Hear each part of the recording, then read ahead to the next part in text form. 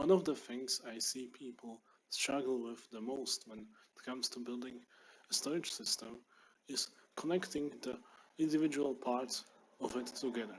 Mainly the connection between the shulker box fillers and the hallway or bulk storage that stores them at the end. So let me go over how to do that. You need this kind of layout where you have a piston and two hoppers and a dispenser that can be either on the side or from above, placing a box in front of the piston. This has been found a long time ago as a really good way how to take out exactly one item which will end up in this hopper out of a shulker box that will end up in this hopper. Especially when you are using storages like those that I made, like the super simple storage system up there, or even some of the more advanced ones, you will almost certainly need this. So how does one make this work? Well, it's very simple. All you really need to do is put a shulker box with your items into the dispenser, and then 6 game ticks later, you power the piston for 4 game ticks. There's a lot of ways how to do this, and why exactly these sort of timings? Because these have been found to be some of the most reliable options. Of course, you can use some uneven timings, but this is very easy to achieve. Let me show you how easy exactly. Let's say you want to make a really simple design.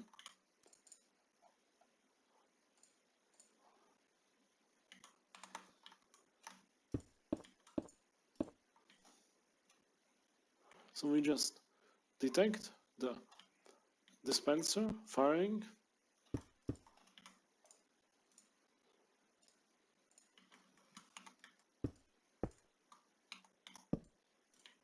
and have a repeater that sends the 4 game tick signal, because of course an observer has 2 game ticks of delay.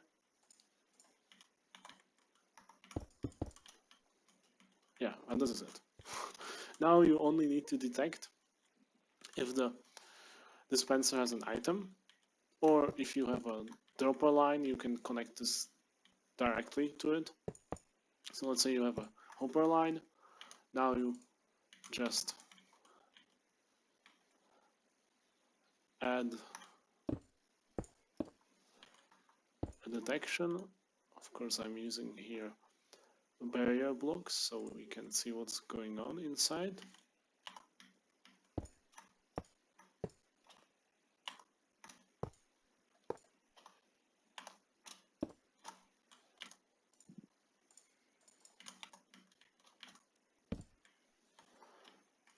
And since hoppers run at 8 game ticks, basically every 8 game ticks they push an item, we just have a clock that, for example, uses some sort of powerable block, like a node block, and has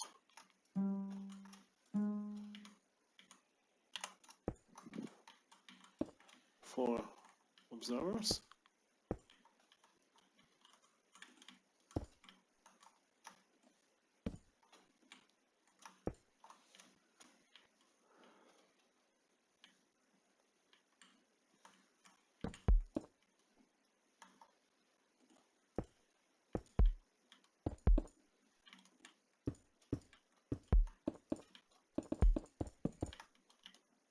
I built it up slightly differently because I forgot there needs to be an inversion of the signal.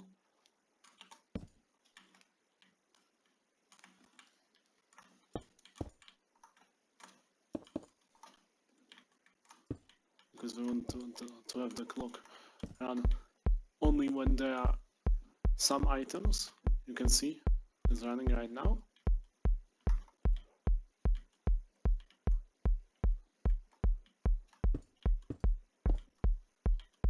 now we can somehow connect it to the dispenser.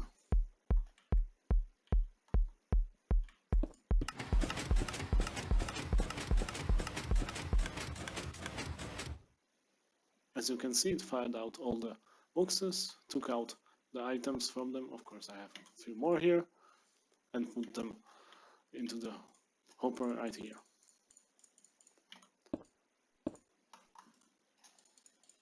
One interesting thing that you could have seen there was even when the hopper was full, this did not break.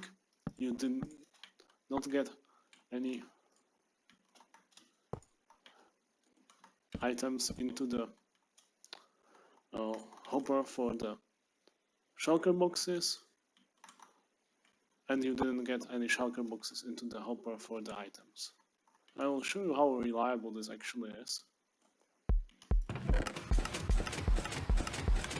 Let's put in a bunch of them.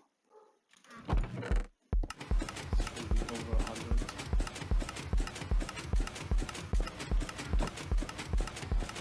And you can see all of the boxes stacked on top of the hopper, because we use the proper timing. We don't even need to use a block to be pushed by a sticky piston in this case. That might slightly make it more reliable. Let's see if we can get a single fail. Yeah, it doesn't seem like it.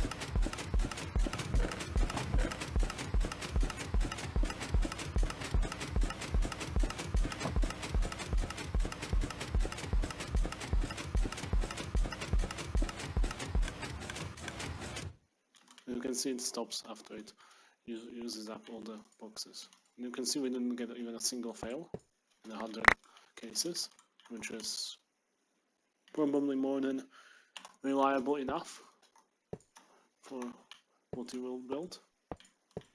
Now, you are probably thinking about what's the next step?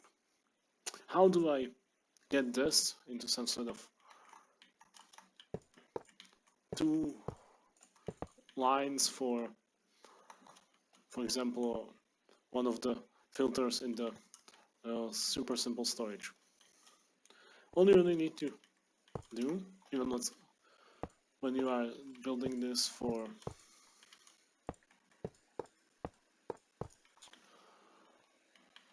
something like that, is you just need to separate these two outputs from each other in any way you want.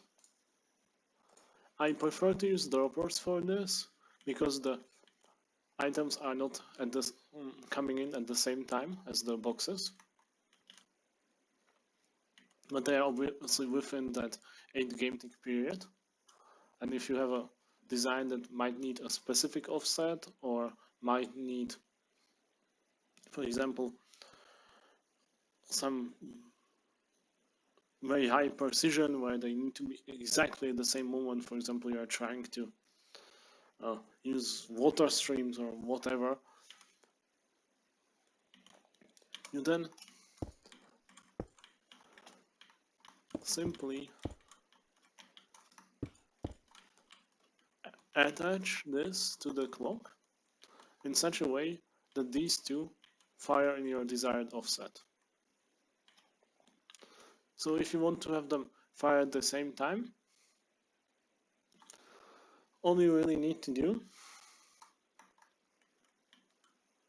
is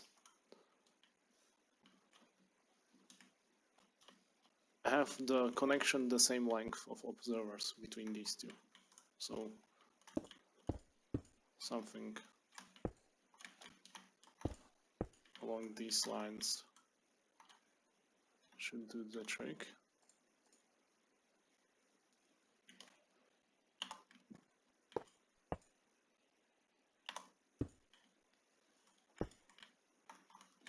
Of course, so they get updated and can use another block.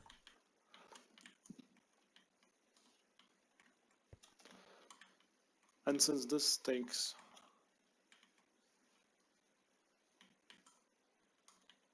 three observer delays, you just need these ones to take enough so the item gets there. So something like this. probably already work. This requires a little bit of creativity because you obviously need these layouts to be the same for the pipes as for the filters. Now I also show you how to use curves for the upper lines. This is something even some storage tech guys sometimes struggle with. At least people that claim they are storage tech guys. So let's say you want to have this curve to the side.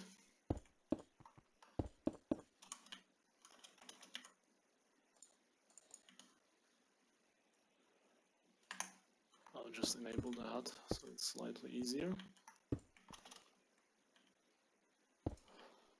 What you can do is you can power the droppers directly from above,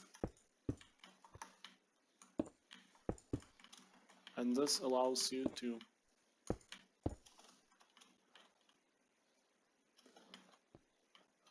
skip some delay because you don't need to have two game ticks in between each of them.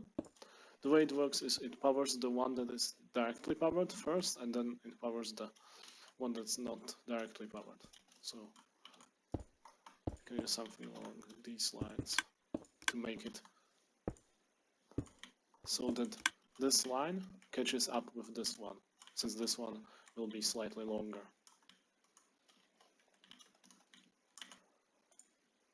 For example, here we can use rails like this. And since this one here triggers, we can just continue like this. And here I would need to count how much longer this is, but it's basically the same procedure. You always want to build this in creative and just check if it's going at the same rate as this one. So this one is, here you have two more observers. So this one is 5, this one is 6. Yeah, you would need to have it even slightly longer. And that's basically all there is. If you need to do it vertically, it's slightly different, but not really. What you do is you just do something like along these lines.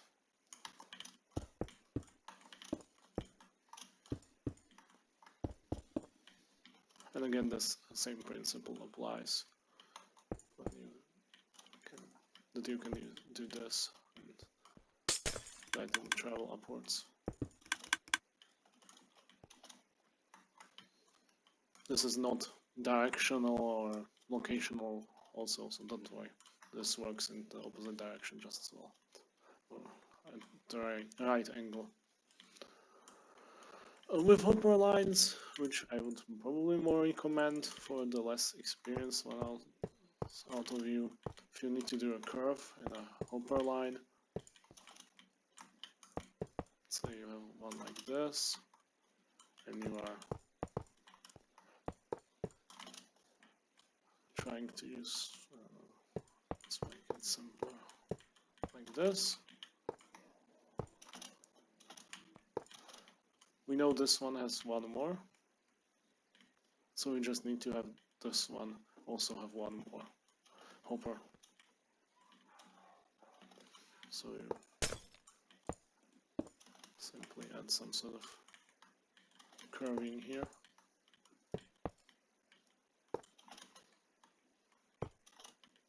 Okay, this added more, but you get the idea. In this case, you just count if it's the same amount.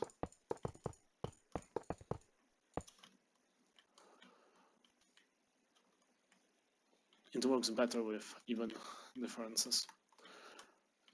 If you want a little bit of a challenge, try make a setup like this, but do it with water streams. For some reason, nobody really does that, and it's an interesting idea, which I'll maybe make one day a video about it. Why it's such a hard task to make something like the super simple storage system, but using water streams. So yeah, I think that's all for today. Have a nice day. Please like, share, subscribe, whatever to make the algorithm promote this video. And most importantly, have fun. I'm making this so storage tech is more accessible to you guys, so it's not a pain to build anything. Since that's one of the things that make it a lot more influential what we do in the technical community, because we can have whatever crazy machine we have on our servers, but if we don't share the knowledge with others how to build it, don't simplify it for people who are not as experienced, it's kind of not so great for anyone, because neither will other people be able to appreciate what we build, and also they won't be able to understand what we are making, while we will just be confused why nobody is doing the same thing. So that's why I make guides like these. Bye.